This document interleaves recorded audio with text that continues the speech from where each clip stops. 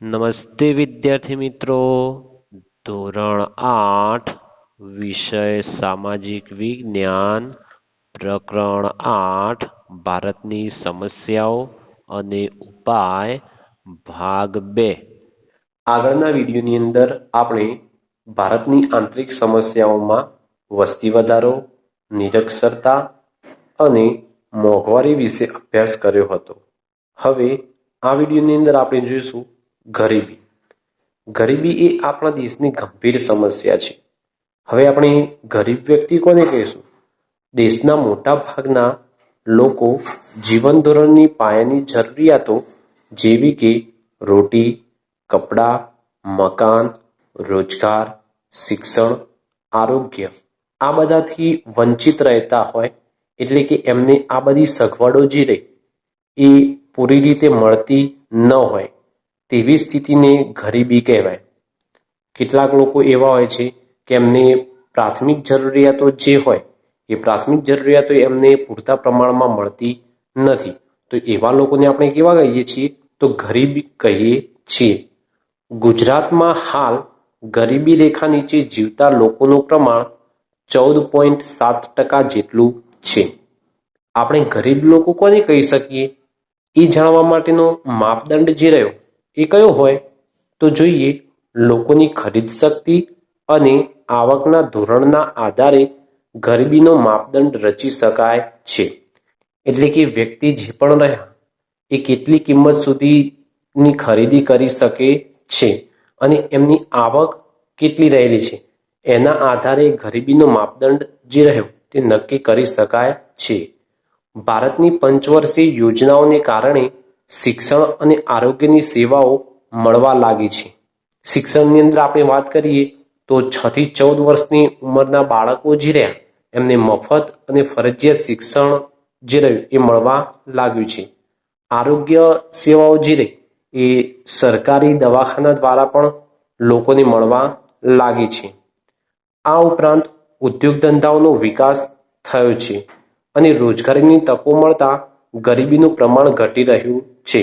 આપણે જોઈએ છીએ કે શહેરોની અંદર ઘણા બધા ઉદ્યોગ ધંધા દિન પ્રતિદિન વિકાસ પામતા જાય છે અને એની અંદર આવા લોકો જે રહે કે જેને મજૂરીની ખૂબ જ જરૂરિયાત હોય છે એવા લોકો ગામડાની અંદરથી શહેરની અંદર સ્થળાંતર કરે છે અને ત્યાં પોતાની રોજગારીની અમને તકો મળે છે અને એના કારણે આ ગરીબીનું પ્રમાણ જે રહે એ પણ દિન પ્રતિદિન કેવું થતું જાય છે? તો ઘટતું જાય છે. ટેકનોલોજી અને યાંત્રિક ખેતીથી લોકોની આવકમાં સુધારો થયો છે. વિજ્ઞાન જે રહ્યું એ વૈજ્ઞાનિક શોધખોળો થવાથી અને સાથે સાથે ખેતીની અંદર જે પણ યાંત્રિક સાધનો રહ્યા એનો ઉપયોગ થવાથી લોકોની જે પણ આવક રહી એ આવકની અંદર પણ શું થયું? તો સુધારો થયો છે, એટલે કે વધારો થયો છે. હવે આપણે જોઈશું ગરીબી રેખાની નીચે જીવતા લોકો જેમને પોષણયુક્ત આહાર મળતો નથી, ગંદા રહેઠાણમાં વસવાટ કરવો પડતો હોય, પૂરતી તબીબી સારવાર ન મળતી હોય, જે અભણ હોય અને જ્યાં બાળકો રહ્યા તેમને મજૂરી કરાવવાતી હોય તેવા લોકો જે રહ્યા એમને આપણે કેવા કહીશું? તો એ ગરીબી રેખા નીચે જીવતા લોકો છે. આગળ હવે જોઈએ ભ્રષ્ટાચાર. ભ્રષ્ટાચાર શબ્દ આપણે ઘણી વખત ટીવીની અંદર કે પછી વર્તમાનપત્રો એટલે કે છાપાઓની અંદર આપણે સાંભળતા હોઈએ છીએ. તો ભ્રષ્ટાચાર આપણે કોને કહીશું? સામાન્ય રીતે આપણે જોઈએ તો ભ્રષ્ટાચાર એટલે ભ્રષ્ટ આચરણ, એટલે કે ખરાબ આચરણ જે આપણે કરીએ છીએ એને શું કહેવાય? તો ભ્રષ્ટાચાર કહેવાય. હવે આપણે એની વ્યાખ્યા જોઈએ તો ભ્રષ્ટાચાર એટલે શું? સામાન્ય રીતે ભ્રષ્ટાચાર એટલે જે વસ્તુ આપણા હકની કે અધિકારની હોય છતાં તે મેળવવા કે વાપરવા માટે આપણે કશુંક ચૂકવવું પડે તેને ભ્રષ્ટાચાર કહી શકાય. ટૂંકમાં વ્યક્તિ સાથે બિનકાયદાકીય અનીતિભર્યો વ્યવહાર. ભ્રષ્ટાચાર એટલે જે પણ વસ્તુ આપણા હકની છે, જે વસ્તુ મેળવવાનો આપણને અધિકાર છે, એમ છતાં પણ એ જો મેળવવી હોય એને વાપરવી હોય તો એના માટે આપણે કશુંક ચૂકવવું પડે, તો એને શું કહેવાય? ભ્રષ્ટાચાર કહેવાય. ટૂંકની અંદર આપણે જોઈએ તો એ શું છે, તો કોઈ પણ એક વ્યક્તિનો બીજી વ્યક્તિ સાથે બિનકાયદાકીય ખોટો વ્યવહાર છે. હવે આ ભ્રષ્ટાચાર રહ્યો એ આપણને અલગ અલગ સ્વરૂપે જોવા મળે છે. તો એ કેવા કેવા સ્વરૂપે જોવા મળે છે એ જોઈએ. છેતરપિંડી, ભેટ સોગાદો લેવી, લાંચ રૂશ્વત, આ 3 રીતે આપણને ભ્રષ્ટાચાર જે રહ્યો એ જોવા મળે છે, જે સમગ્ર જનજીવનમાં વ્યાપકપણે પ્રસરી ગયેલો છે. આ જે ભ્રષ્ટાચારના સ્વરૂપો રહે એ દરેકે દરેક જગ્યાએ હાલ આપણે જોઈએ તો ખૂબ જ વ્યાપકપણે પ્રસરી ગયેલા છે કે જેને આપણે ઉખાડી શકતા નથી. કેટલાક લોકો અનૈતિક અને બેજવાબદારીપૂર્વક પોતાનો સ્વાર્થ સાધવા પોતાના પદ, સત્તા વગેરેનો ઉપયોગ કરી ભ્રષ્ટ આચરણનો આશ્રય લે છે, જે સમાજનું મોટામાં મોટું દૂષણ છે. કેટલીક જગ્યાએ આપણે જોઈએ છીએ કે જે પણ ઉચ્ચ હોદ્દાઓ ધરાવતા વ્યક્તિઓ રહ્યા કે એમના પદ ઉપર જે હોય છે એવા વ્યક્તિઓ પોતાના સગા સંબંધીને શું કરે છે, તો એ જ જગ્યાએ અથવા તો એ સ્થાને કે પછી અન્ય સ્થાને એમને જ્યાં જરૂર છે ત્યાં પોતાની વાતચીત દ્વારા ખાનગી રીતે એમને નોકરીની અંદર કે પછી કોઈ પણ વ્યવસાયની અંદર એ જોડાઈ જાય છે. અને આ રીતે એ શું કરે છે, તો ખોટા આચરણનો આશ્રય લે છે, જેના કારણે સાચો વ્યક્તિ જે રહ્યો એને એ જગ્યા મળતી નથી. જો ભ્રષ્ટાચાર આમને આમ થતો રહેશે તો એની માનવ જીવન પર શું અસરો થશે? તો માનવ અધિકારોનો ભંગ થાય છે. માનવને જે પણ અધિકારો મળેલા છે એ અધિકારો માણસને મળશે નહીં. રાષ્ટ્રનો વિકાસ અવરોધાય છે. ખાસ મહત્વની બાબત, હાલ પણ આપણે દેશ દુનિયાની અંદર જોઈએ છીએ કે એના કારણે રાષ્ટ્રનો વિકાસ જે રહ્યો એ પૂરા પ્રમાણની અંદર આપણને જોવા મળતો નથી. આર્થિક દ્રષ્ટિએ દેશ જે રહ્યો એ પણ શું થશે, તો નીચું એનું મૂલ્ય જાય છે. નૈતિક મૂલ્યોનો હ્રાસ થાય છે. મોંઘવારીને પોષણ મળે છે. આનાથી મોંઘવારી જે રહે એ મોંઘવારી પણ વધે છે. કાયદા કાનૂન પ્રત્યે વિશ્વાસ ઘટે છે અને સગાવાદ પોષાય છે. જે પણ નીતિ નિયમની અંદર કાર્ય થતું હોય એ નીતિ નિયમો વિના કાર્ય થવા લાગે છે અને પરિણામે જે નિયમો બનાવવામાં આવેલા હોય છે એ નિયમો પ્રત્યે લોકોને વિશ્વાસ રહેતો નથી. અને સગાવાદની અંદર પોતાના જ વ્યક્તિઓ જે રહ્યા એ જે તે સ્થાન ઉપર નોકરી કે અન્ય સત્તા એમને પ્રાપ્ત થાય છે. માનવીય વિશ્વાસ અને શ્રદ્ધા ઘટે છે. આ રીતે ભ્રષ્ટાચારની અસરો જે રહી એ આપણને જોવા મળે છે. તો ભ્રષ્ટાચાર જે રહ્યો એ નાબૂદ કરવા સરકાર કેવા કેવા પગલાં ભરી રહી છે એ પણ આપણે જોઈએ. ભ્રષ્ટાચારના દૂષણને દૂર કરવા 1988થી ભારત સરકારે કાયદાની જોગવાઈ કરેલ છે, જેમાં 1964માં લાંચ રૂશ્વત વિરોધી બ્યુરોની રચના થયેલ છે, જે ભ્રષ્ટાચારની તપાસ કરે છે.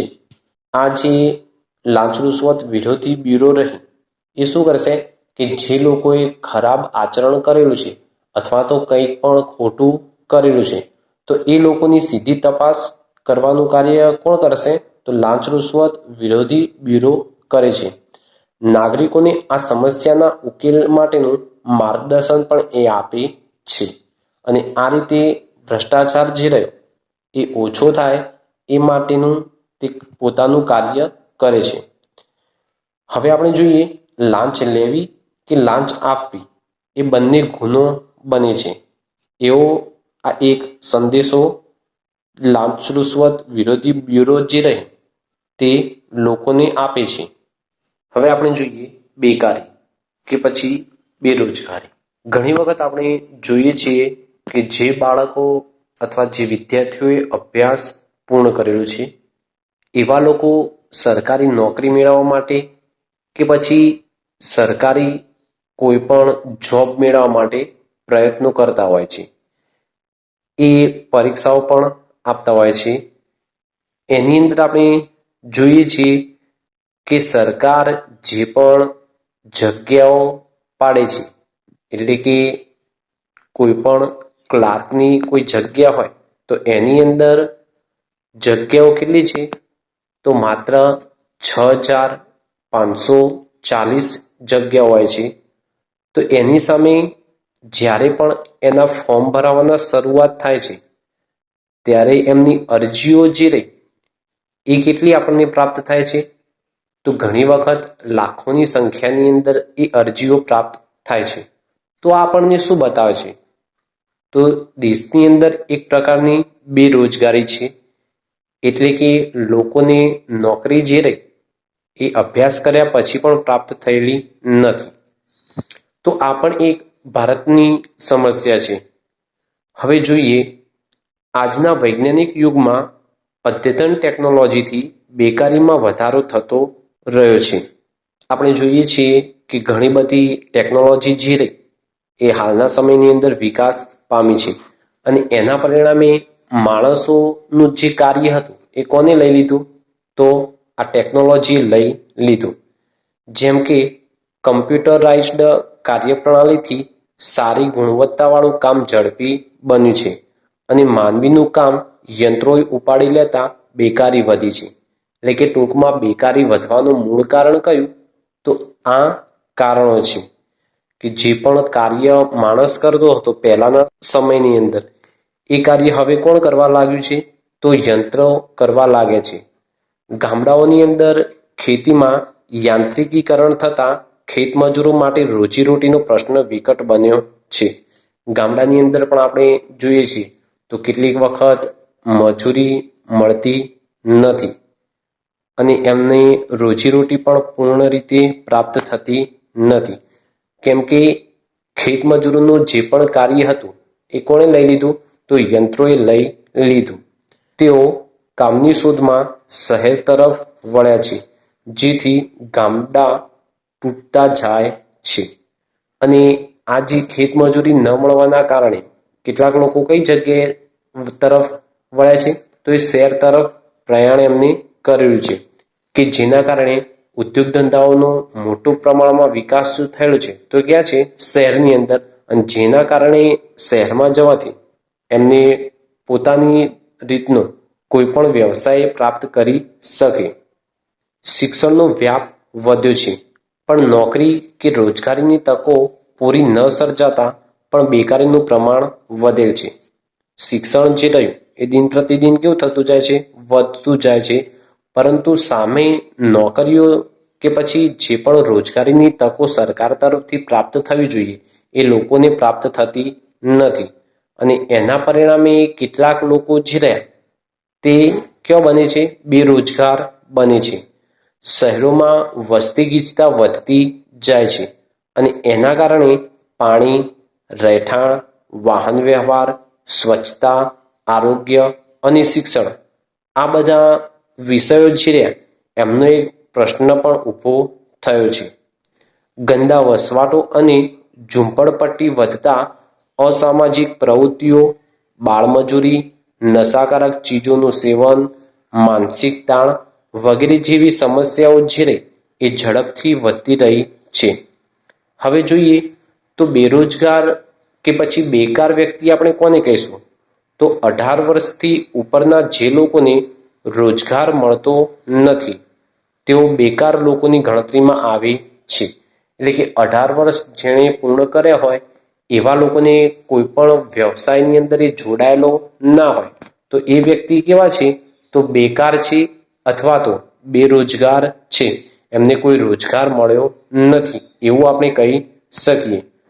તો આ બેરોજગારી જે રહી એ અટકે એ માટેના આપણે કેવા કેવા ઉપાયો કરી શકીએ? તો આ સમસ્યાના નિવારણ માટે સમાજની કેટલીક સેવાભાવી સંસ્થાઓ જે રહી તેમજ સરકાર દ્વારા પણ ઘણી યોજનાઓ અમલમાં મૂકવામાં આવી છે. જેમ કે ખાસ આવાસ યોજના, કે જેના દ્વારા જે પણ નવા ઘરોનું નિર્માણ થતું હોય, આવાસ બનતા હોય તો એની અંદર મજૂરોને રોકી પોતાની રોજીરોટી આપી શકે છે. મફત શિક્ષણ, પીવાનું શુદ્ધ પાણી, સ્વચ્છતા, એટલે કે કોઈ પણ જગ્યાએ સફાઈની જરૂરિયાત હોય તો એ સફાઈ કામદારોને પણ પોતે વેતન મેળવી શકે. તબીબી, મોબાઈલ વાહન સેવા, ગૃહ ઉદ્યોગો તથા હસ્તકલાને પ્રોત્સાહન આપવા લોન સુવિધા આપવામાં આવે છે. તથા પોષણયુક્ત આહાર યોજના જેવી પ્રાથમિક જરૂરિયાતોને ધ્યાને લઈ ઝૂંપડપટ્ટીની કાયાપલટ કરવાના પ્રયાસો પણ સરકાર દ્વારા કે પછી કોઈ પણ સંસ્થાઓ દ્વારા હાથ ધરવામાં આવે છે. ગૃહ ઉદ્યોગ અને હસ્તકલા જે એમને પણ પ્રોત્સાહન આપવામાં આવે છે અને લોકો પોતાના ઘરમાં રહી પોતે જ કોઈ પણ પ્રકારની વસ્તુઓ બનાવે અને વેચે તો એની અંદર સરકાર જે રહી એ પણ મદદ કરે છે. જેના કારણે જે લોકોને જીવન જરૂરિયાતની ચીજવસ્તુની જરૂર હોય એ પણ પૂરી પાડી શકાય. તો આ રીતે આપણે જોઈએ તો બેરોજગારી જે રહી એને અટકાવી શકાય. હવે આપણે જોઈશું સૌથી છેલ્લી આંતરિક સમસ્યા એ છે આતંકવાદ. આતંકવાદ નામ જે રહી એ સાંભળતા જ આપણા મનમાં ભય, બીક અને ડર એવી લાગણી પેદા થાય છે. આતંકવાદ જે રહ્યો એક વૈશ્વિક સમસ્યા છે. હાલ પણ આપણે જોઈએ છીએ તો ઘણી વખત ભારતની અંદર કેટલાક આતંકવાદી લોકો જે રહ્યા એ પોલીસના જવાન હોય અથવા તો અન્ય લોકો હોય એમને હેરાન પરેશાન કરે છે, એમને મારી પણ નાખે છે. તો આવા બનાવો જે બનતા રહ્યા એ સમગ્ર વિશ્વ લેવલે એટલે કે વિશ્વ સ્તરેની જે સમસ્યા રહી એ સમસ્યા છે. આતંકવાદી પ્રવૃત્તિ છે એ રાષ્ટ્રની પ્રગતિની અંદર અવરોધક છે. તે શાંતિ, અમન તથા ભાઈચારો અને દેશની આબાદીને છિન્ન ભિન્ન કરવાવાળી હલકી મનોવૃત્તિની પ્રક્રિયા છે. જે આતંકવાદ રહે એ કેવી પ્રક્રિયા છે? તો જે પણ શાંતિપૂર્ણ રીતે અને દેશ જે રહ્યો એ પોતાની પ્રગતિ સાધી રહ્યો હોય એવા સમયે એને શું કરે છે? તો છિન્ન ભિન્ન કરી નાખે છે. આ એક છેલ્લી કક્ષાની હલકી મનોવૃત્તિવાળી આ એક પ્રક્રિયા છે. આતંકવાદ એ મોટે ભાગે હિંસા અને ધૃણા ફેલાવી લોકોમાં ભય પેદા કરે છે. આતંકવાદીનો ઉદ્દેશ જે રહ્યો એ ક્યારે પણ પવિત્ર કે શ્રેષ્ઠ હોતો નથી અને એના કારણે આતંકવાદી લોકો જે રહ્યા એ શું કરશે? તો લોકોને મૃત્યુના ઘાટ ઉતારે છે, એટલે કે લોકોને મારી નાખે છે. આતંકવાદ જે રહ્યો એ આપણે જોઈએ તો મુઠ્ઠીભર માણસો દ્વારા સંગઠિત અને આયોજનબદ્ધ રીતે કરવામાં આવતું એ જંગલી કૃત્ય છે. જંગલની અંદર જે રીતે પશુઓ રહ્યા એ એકબીજાને મારીને પોતાનો આહાર બનાવે છે એ જ રીતે આતંકવાદી લોકો જે રહ્યા એમનું પણ કૃત્ય કેવું છે? લોકોને મૃત્યુને ઘાટ ઉતારવાનું છે. જેમાં બળજબરી, ધાકધમકી, હિંસા કે ત્રાસ આપવાનો વ્યવસ્થિત પ્રયોગ થતો હોય છે. આની અંદર લોકોને શું કરતા હોય છે? તો કેટલીક વખત ધમકીઓ આપતા હોય છે, ક્યારેક હિંસા કરે છે એટલે કે મારી પણ નાખે છે અને ક્યારેક ક્યારેક ત્રાસ પણ આપે છે. આ જે કૃત્ય રહે એ કોઈ પણ સરકાર સમક્ષ પડકારરૂપ બને છે. આતંકવાદ એ બળપ્રયોગનું હાથવગું સાધન છે. તેથી કોઈ પણ સ્થળે લોકોને નિશાન બનાવવામાં આવે છે. જેમ કે ભૂતકાળમાં આપણે જોઈએ તો સંસદ પર થયેલો હુમલો, હોટલ તાજ પર થયેલી ઘટના, મુંબઈના બોમ્બ બ્લાસ્ટ, અક્ષરધામ પરનો હુમલો, આ બધી જે પ્રક્રિયાઓ રહી, આ બધી જે ઘટનાઓ બની એ ઘટનાઓ શેને લગતી છે? તો આતંકવાદને કોઈ સગાવાદ નડતો નથી કે તેની કોઈ ભાષા કે ધર્મ નથી. ફક્ત વેરભાવને લક્ષ્યમાં લેવામાં આવે છે. આતંકવાદી પ્રવૃત્તિ સાથે જે પણ જોડાયેલા લોકો હશે એમનો કોઈ પણ મિત્ર કે કોઈ પણ સગો હોતો નથી. એમની કોઈ પણ પ્રકારની ભાષા પણ હોતી નથી. એટલે કે એ હિન્દુ છે, મુસ્લિમ છે, શીખ છે, કોઈને પણ જોતા નથી. એમનું ફક્ત ધ્યેય શું હોય છે? તો લોકોને હેરાન પરેશાન કરવા, પોતે જે પણ કાર્ય નક્કી કર્યું હોય એમની સાથે વેર લેવું એટલે કે એમને મારી નાખવાનો અને હુમલાઓ કરવાનો એમનો ઈરાદો હોય છે. હવે આ સમસ્યા જે રહી એને દૂર કરવા માટે આપણે કેવા કેવા ઉપાયો કરી શકીએ? તો સરકાર દ્વારા પણ ઘણા બધા ઉપાયો કરવામાં આવે છે. જેમાં જોઈએ, આતંકવાદનો સામનો કરવા આપણે હિંમત અને દક્ષતા કેળવીને મક્કમ બનવું પડશે. તેમજ ગુપ્તચર તંત્રને વધુ કાર્યરત બનાવવું પડશે. જે પણ સેનાની અંદર જાસૂસી ખાતું હોય એ ખાતું જે રહ્યું એ કોઈ પણ પ્રકારે જ્યાં પણ આતંકવાદીઓ હોય એમની માહિતી જે રહે એ પોતાના દેશના સૈનિકો સુધી પહોંચાડવી પડશે. જેને લઈ સુરક્ષા દળોને જરૂરી સહકાર આપવાની જાગૃતતા કેળવવી પડશે. આમ જનતાએ મુસાફરીમાં કે જાહેર સ્થળના મેળાવડામાં ચેતતા રહેવું અને ખોટી જાહેરાતો કે અફવાથી દૂર રહેવું જોઈએ. જ્યારે પણ કોઈ પણ મોટી ભીડભાડવાળી જગ્યા હોય તો એ જગ્યાએ આતંકવાદી લોકો જે રહ્યા એ ખાસ હુમલા કરતા હોય છે. કેમ કે એમનું લક્ષ્ય જે રહ્યું એ કેવું હોય છે? તો ઘણા બધા વ્યક્તિઓને મારી નાખવાનું.